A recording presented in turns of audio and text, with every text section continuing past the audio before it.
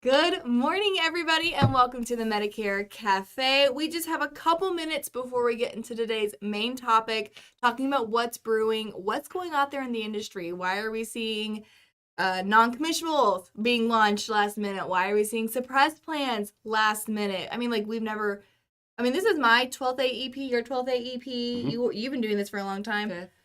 I've never seen plans announce non-commissionable or suppression during 2 weeks into AEP, 2 weeks into AEP. So this is by far just like anything else. You know what? We're not even there yet. We're still in the pre-chat. We're in the pre-chat. But again, for those of you who are joining us, this is the fun part. Gary, how's your EP going? You voted this morning. Great job. I did. Way to yes, be an American. thanks. I was surprised. I went at 6:45. How many people were there at 6:45? That's what I keep hearing. I must be lucky. My polling station, I waited like less than 5 minutes. There was maybe 10 people in line.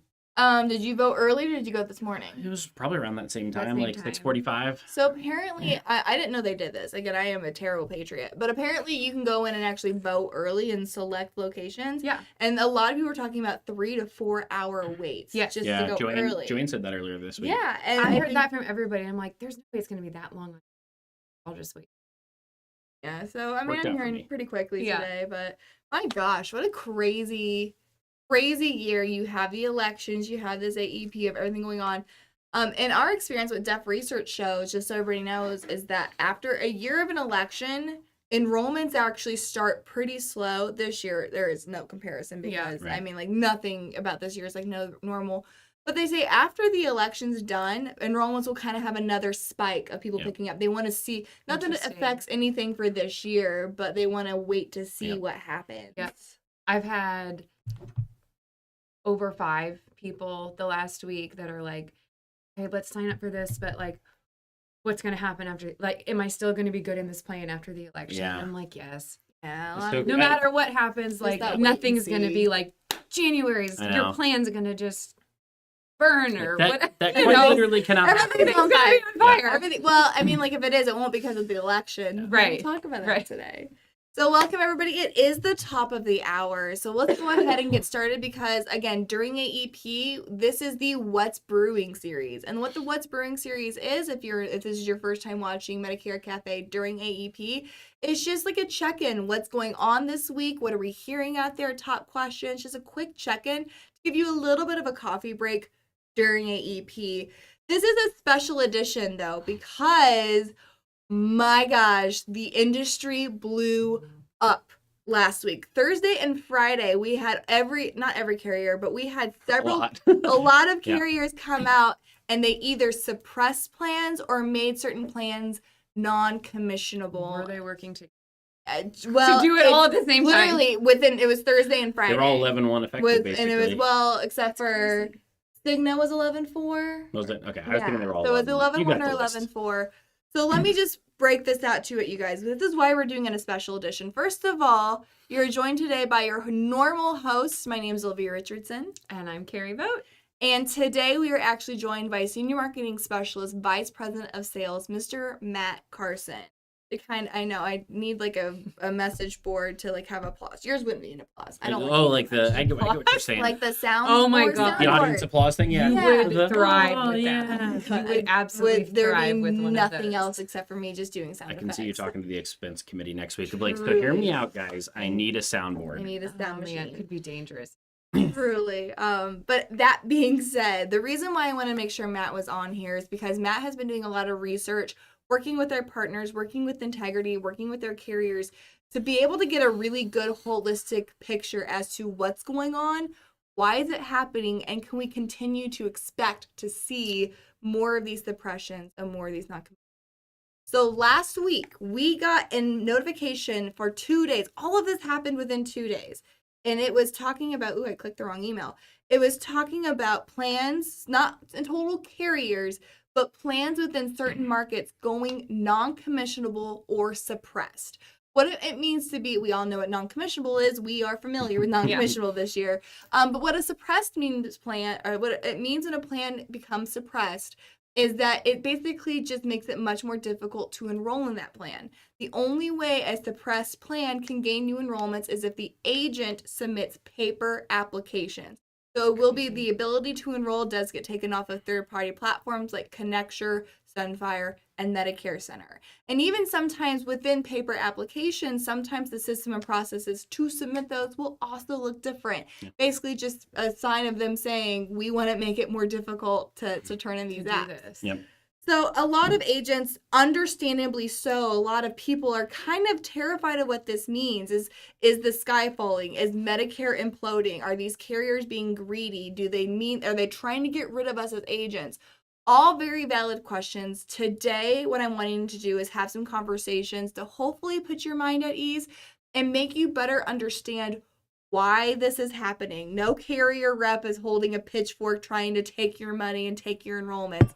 But there are just some levers and some things they had to do based on conversations that we've been having since March. It was kind of things are coming to fruition that maybe, we thought we kind of got out of there unscathed. Just mid AEP instead of before AEP. Mid AEP. So long story short, we were right. Everybody else was wrong.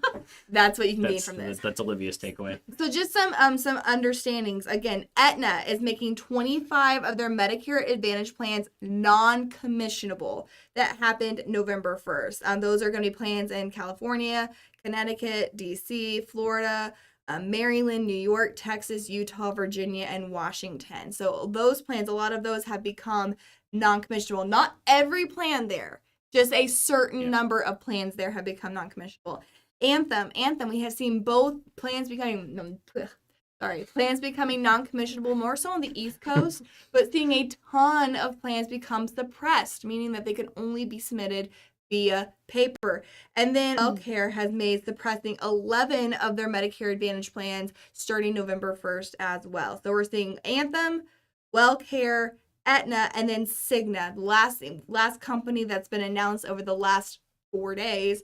Cigna has basically made their plans as well. A lot of them are going to be suppressed as well, but they're not, and non-commissionable. So they as well are making plans non-commissionable, especially in Georgia. Georgia is a big area where Cigna is making those non-commissionable and suppressed. So if you want a full list of what's going on, call our office. If you want to make sure, are the plans that I'm working with suppressed or non-commissionable, call us. We will help you with that. The list is too long. There are too many plans to name on a podcast. That's what you want to hear. I know.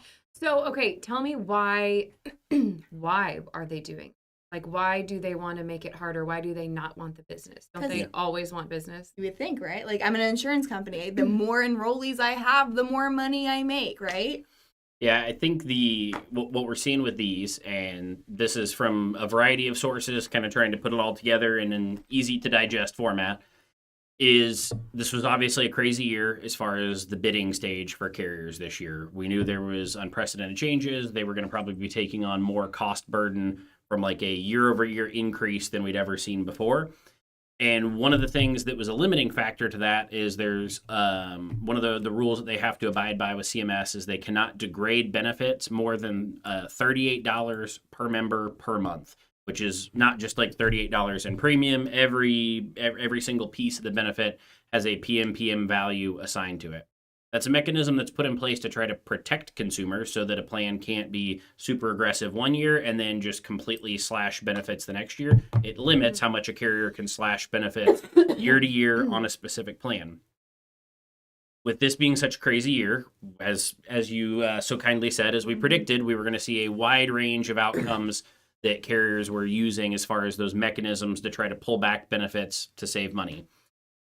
What we feel like these non-commissionable and suppressed plans are a result of was carriers, when they made all of those adjustments, in their bidding process leading up to AEP, they were trying to take plans that they were worried about being unprofitable, where they were literally going to lose money on members on that. They tried to pull back benefits as much as they could and move the right levers so that they would not gain too many members on it. And they have now seen with 2 weeks of enrollments during AEP that they're having a lot of enrollments on those plans. Well, because again, all these carriers kept their benefits really close to the chest because not because of what's happening. They wanted to be the competitive one, but they thought it was going to be a lot closer than this. They weren't expecting. So, including plan exits, which I think is probably what has led to some of these is if you're carrier A, you tried to pull back benefits on your plan because you said, this plan was right on the fence last year, and now we know we're going to take on more cost burdens. We got to pull benefits way back, because if we get huge membership on this plan, we're going to lose our butts. Well, you were doing that in the dark because you have no clue what any other carrier in your market is doing. And at the last minute, because again, most carriers waited till, beginning of September to release benefits, you may have found out once you've already bid, once it's done and you can't change anything, that 2 or 3 of your major competitors pulled a plan from that market or went non-commissionable in that market, and now all of a sudden your plan looks a lot better because you again didn't realize what the competition would do. You don't know that information until after the fact. So they had choices then between the beginning of September and the start of AEP, and we did see a few carriers suppress a few plans during that time period where they said, hey, this is going to be paper apps only. We're really worried we don't want to gain too much membership on this plan, but it was pretty limited. Now AEP has started, and some of these plans are getting huge memberships, and some of them truly are like crazy amounts, like huge numbers that they had never planned on receiving those enrollments for, which can be bad scenario for customers where if they're enrolling in a plan that carrier had not planned on, they could be getting really bad service. The network may not be as strong as they would want it to be, but their benefits are just so strong they're getting membership there. Then if those members have a bad experience, that's bad star ratings next year, lower funding, more benefit cuts. Like, it's this snowball effect, and we're seeing carriers try to get in front of this now and say, hey, we've seen enough that we know this is not going to end well for consumers, agents, or us. What levers do we have left to pull? Well, we can't change benefits now. We can't change pretty much anything about the plan. What can we do? We can try to limit the enrollments that come onto it. And we can do that by limiting the way they come in or saying, we're just not going to pay. Please don't send apps to us on this plan. So these are plans that they know they're losing money on? Yes. Essentially. Yes. What, and I don't know the back end of Either this know at they're all. losing money or just really we're not accounting for this much growth and are concerned about that membership growth either turning it unprofitable or leading to bad member experience. Just can't support. It's just the crazy sales. to me though. Like when you look at at UHC, for instance, has 15 plans, it feels like, in Kansas City, and they're all not there's not a ton of differences between them. So what makes one plan they're losing a lot of money, whereas others they're not? Yeah, so a couple things that I feel like are common themes, and this is a super nuanced answer. It's not just a simple, straightforward, oh, it's this, or the carriers obviously would have adjusted if they knew it was that easy. Nice? Right. Yeah, But wouldn't that be nice? some common themes are PPOs are the vast majority of these plans that we're seeing this on. Okay. If we think about Medicare Advantage in general, it was designed to be managed care, which Yep. by definition is an HMO, where Right. it's set dollar amounts. When a member enrolls, they know exactly what their care is going to cost them on an HMO plan. It's all pre-negotiated prices. They know the networks, they know the doctors, all of that. PPO plans are a little Easier more budgeted plan. Say what? It's an easier budgeted plan. An HMO is, right, because HMO. everything you know exactly. Like when you're a carrier, you've negotiated the cost of every single thing, and you know exactly what it's going to cost. You know they're only going to go to the doctors that you work with. Right. You know how to process claims. You know what you're going to get charged. PPOs, as we know, are uncapped. It's a percentage that someone is paying of the benefit, both to the carrier and to the client. So that's a scary risk, or a much scarier risk for a carrier there, of it's an uncapped cost. They can't they can't plan on that the same way they can with an HMO. They're paying a percentage. That percentage could go crazy. Again, the same way it's scary to a consumer. Consumers paying 20-30%, carriers paying 70-80% of that, and it could be coming from any provider. So PPOs in general have always been a little bit more just tough to control costs on for carriers. And we're seeing that this year in particular. That's what the vast majority, I don't want to say all of them, there probably is a few HMOs, but almost exclusively PPOs that we're seeing this on. What if someone has already enrolled a member in Great one of question. these? So were I they do- good those first Yes. 2 weeks? So I actually do have a text message that I want to address, a very similar question, both on renewals for that plan and what about the people I've already put on that plan. So for Okay. the most part, these will get into effect for signature dates after either 11/1 or some of them after 11/4. So anybody that you put on that plan prior to that, you will continue to receive commissions on. Those will not be affected. Just anything with a signature date after, with an agent signature date after. And renewals are 11/4. safe on all of them. Renewals are Yeah. also safe as well. So this is literally just new business moving forward from 11/1. Yes.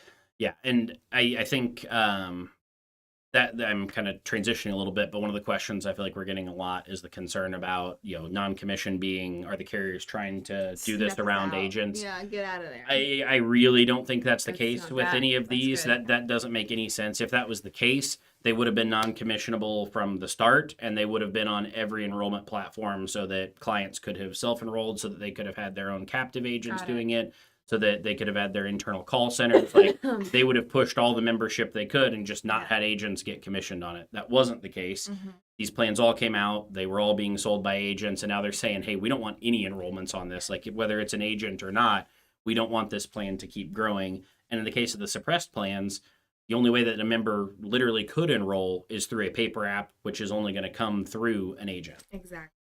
So again, it's kind of what we talked about back. I mean, like, it's the same thing we've talked about with Medicare supplement. It's not the carriers that are getting greedy and the carriers that have their pitchforks and trying to snub the agent out. It's just saying the carriers are saying, we have enough people on this plan. We are to a tipping point. If we continue to see the massive enrollments this year, then the benefits are going to be even more Yeah. screwy next year, either because of the star ratings decreasing due to lack of service, or just simply the a company just hemorrhaging resources by enrollments on these plans. I feel like it's kind of kind of that perfect storm of several different factors, mostly through different regulations that are in place that are designed to protect consumers. Then in this case have created a storm where the agents just could not move the levers they needed to try to, profitably gain enrollments in plans, starting with the Inflation Reduction Act at the beginning of shifting huge cost in 1 year, then limiting that $38 PMPM of you can only adjust benefits by this much. Then the fact that everything has to be done so far in advance in the year before they really know a lot about the other plans there. And then the fact that everything is limited of once that's locked in, you can't adjust anything else. So the only thing that's really left are these two mechanisms. And this has to be in a large part, I feel like, just right? Because I feel like the plans that have left are the PPOs, Yes, and people want to move from one PPO to another PPO. I agree completely. Yeah. Because we saw a lot of PPOs get pulled pre-AEP. We saw Mhm. Aetna pull back tremendously on their SmartFit PPOs. We saw Anthem eliminate a bunch of PPOs. We saw just service area reductions in the footprint of existing ones. So I think that I hadn't thought of that, but I do think that's a good point so many carriers pulled back pre-AEP, Right. which if you're carrier B and you don't realize you're about to be the only or one of only a few PPOs in that county, you may have pulled back Right. some benefits and then gone, oh crap, we're the only one that even has one here, or the only competitive one. Well, yeah. And now you're getting 100% of that business that was SAR'd. Right. I hadn't thought about that. So Carrie, what were you going Well, to say? I've done 5 SAR. I've had 5 SAR, and 2 of them switched to the HOS. The other 3 didn't done the Medigap. They went back to a They Medicare went supplement. Yes. Mhm. So why is that? The clients who you were seeing who are on a Medicare Advantage want to go back to a Medicare supplement with the SAR. What's the driving factor there? Is there any similarities you're seeing? I think all 3 of them, they just initially signed up. They didn't know that they were stuck, I guess is a good way to put it. And so when they got this letter, let me rephrase that. They didn't know when they first signed up for an Advantage plan that they couldn't go back. And they were just excited getting that letter. Like, I can go back to a Medigap now. So it wasn't like they were missing their Medigap. They just didn't even know it was an option. Yeah, they didn't know it was an option. Interesting. So And again, it might be so- raising it to that point. People who are receiving those letters might be, things they might be putting Medicare supplement in their minds that wouldn't have had that thought initially. Yes, definitely for one of them. She was so excited. And then, the other 2, they just really liked Anthem and the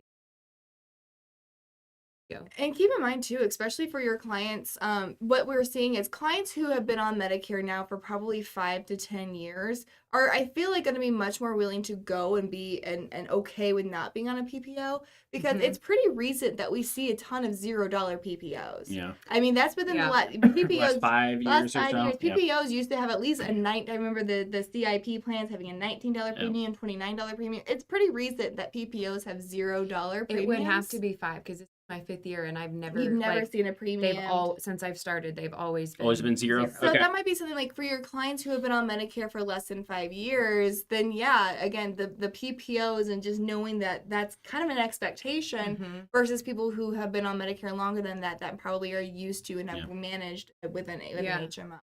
Now, Mary asked a great question. Is Medicare Center going to update and show the non-commissionable plans? Yes. Oh, yeah. The way that Medicare Center is going to work when you are the agent-facing platform, if it is a non-commissionable plan, except for those PDPs we talked about, WellCare and Aetna, but the way that it works with it's non-commissionable, the way that it works if it's a suppressed plan. If it is a suppressed plan, meaning that it is commissionable, but they only take paper applications, it will show up under the non-appointed plan.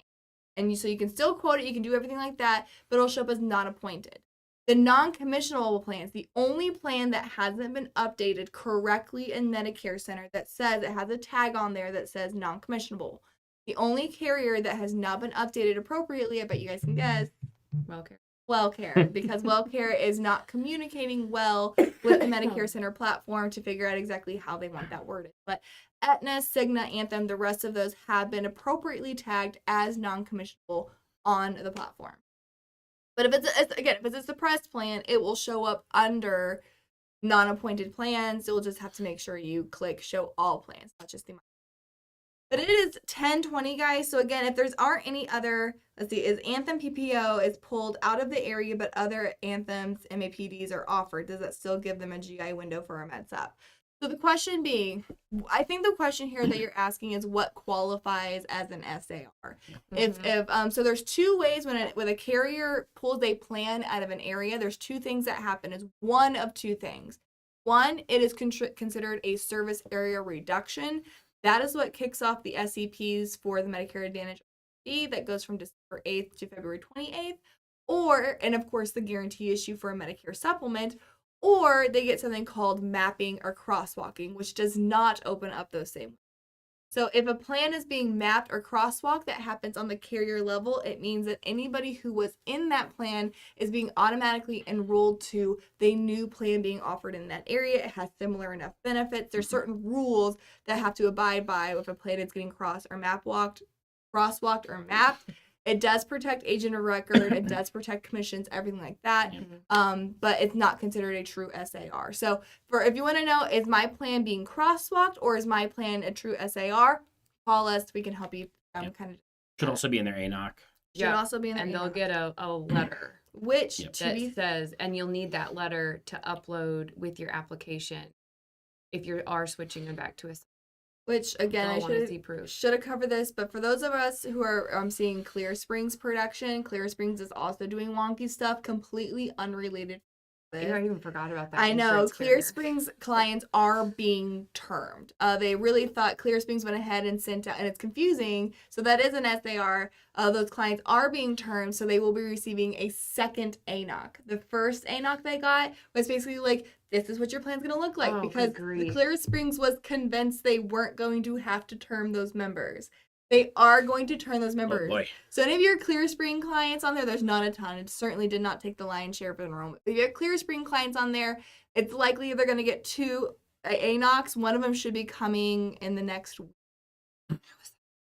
It's that no one knows. Trouble. No one knows how that happened. But yeah, they sent out an ANOC saying this is what your plan's going to look like. They just got the final ruling like a week ago that no, you will not have a plan for 2025 if those clients are termed. So they're going to be getting a second ANOC with the GI information. Guys, again, I mentioned this if you guys saw me on LinkedIn or saw me on socials talking about how today was going to be a big day. There's so much out there. If you want to make sure that your Anthem, Cigna, WellCare, or Aetna plans are still commissionable and not suppressed, feel free to call our office. I know those carriers are as well putting out a ton of notifications out there, so pay attention. Our Midwest agents, for the most part, are pretty protected from non-commissionable. It's more East Coast and West Coast that you're seeing the non-commissions, but suppressed plans are happening across the United States. So call us if you have any questions. We're going to let you go because it is AEP. You have things to do, things to see, clients to take care of. So we'll take care of that. I'm doing this a lot. Do you know why I'm doing this a lot? It's election day.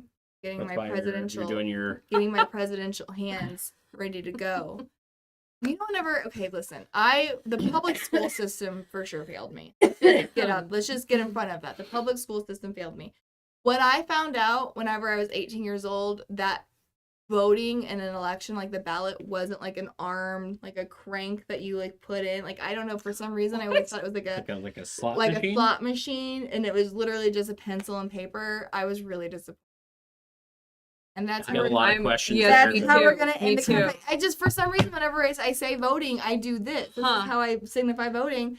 I grew up thinking that, again. Yeah, that's what I was thinking, Mary. Are you voting in Vegas? Voting in Vegas. Listen, the public school system for sure failed me, and that's how we're ending the cafe today. Okay, so you know how this goes. Kind of, but Okay. not rehearsed Have enough. fun, make money, give impeccable impeccable service. service. Yeah, Okay. So until next time, guys, get out there and vote. Do your duty as a patriot, as an American. Continue to help your clients. We appreciate you guys. Have fun Make money and give impeccable service. Thanks, y'all.